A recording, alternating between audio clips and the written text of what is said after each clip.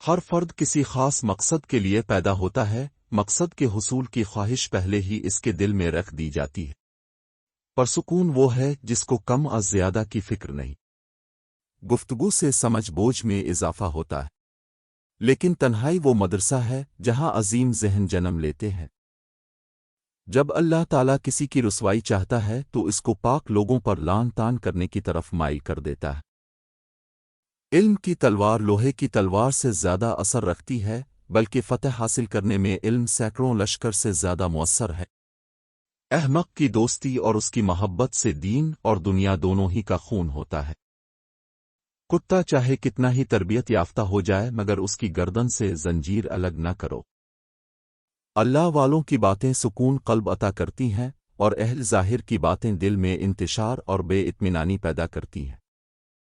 1000 قابل انسان مر جانے سے اتنا نقصان نہیں ہوتا جتنا کہ ایک احمق کے صاحب اختیار ہونے سے ہوتا ہے۔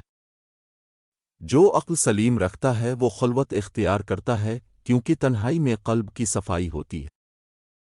نیک لوگ چلے گئے اور ان کے اچھے اعمال باقی رہ گئے، اور کمینے لوگ بھی چلے گئے اور ان کے ظلم و لعنت باقی رہ گئے۔ مرغ کی دشمن اس کی آنکھ ہے جو دانا پر حریص ہے، اور اس کی نجات وہ عقل ہے جو جال کو دیکھ لے۔ جو شخص کسی گناہ کا طریقہ رائج کرتا ہے تو اس کی طرف ہمہ وقت لعنت آتی رہتی ہے۔ جس شخص کا مزاج فاسد اور طبیعت بیمار ہوتی ہے وہ کسی کی تندرستی پسند نہیں کرتا۔ نفس کو دنیا والوں کی تعریف اور خوشامد بہترین لقمہ معلوم ہوتا ہے، ایسے لقمہ کو مت کھاؤ کہ یہ آگ سے پر ہے۔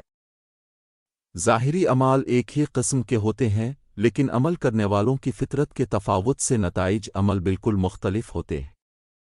ایسی ویرانی سے کبھی نہیں گھبرانا چاہیے جو کسی عظیم تعمیری کام کے لیے مقدمہ و آغاز ہو۔ عقل قبر سے آگے نہیں دیکھ سکتی، قبر سے آگے عشق کا قدم اٹھتا ہے، اور عشق ایک جنست میں زمان و مکان والی کائنات سے آگے نکل جاتا ہے۔